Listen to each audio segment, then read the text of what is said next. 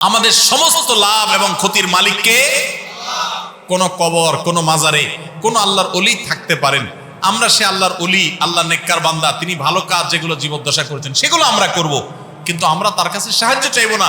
কারণ আল্লাহ নবী সাল্লাল্লাহু আলাইহি সাল্লাম তার প্রিয় একজন সাহাবীকে বলেছেন, ইদা সাআলতা ফাসআলিল্লাহ ওয়া ইযা ইসতাআনতা ফাসতাইন বিল্লাহ। তুমি যখন কিছু চাইবা তখন আল্লাহর কাছে চাইবা, যখন সাহায্য প্রার্থনা করবা কার কাছে প্রার্থনা করবা? আল্লাহর কাছে। নামাজারওয়ালার কাছে না পীর সাহেবের কাছে? কারোর হাতে কোনো ক্ষমতা নাই, সমস্ত ক্ষমতা কার কাছে? আল্লাহর কাছে। নবী সাল্লাল্লাহু আলাইহি সাল্লাম নিজেও কার কাছে সাহায্য চাইছেন? ওই কবরওয়ালা যিনি, তিনিও, মাজারওয়ালা যিনি, তিনিও কার কাছে সাহায্য চাইতেন? আল্লাহর কাছে। অতএব তার কাছে আপনি সাহায্য চাইলে এটা আল্লাহর জমিনের সবচেয়ে বড় অপরাধ। ইন্না শিরকা লাযুলমুন আযীম। শিরক আল্লাহর কাছে সবচেয়ে বড় পাপ। আপনি অন্য কোনো পাপ করলে এত বড় পাপিষ্ট হবেন না। আল্লাহ বলেছেন, ইন্নাল্লাহা লা ইয়াগফিরু আন ইউশরাকা বিহি ওয়া ইয়াগফিরু মা দুনা যালিকা লিমান ইয়াশা।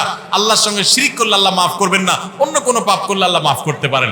এজন্য শিরক থেকে বেঁচে থাকবো তো ইনশাআল্লাহ।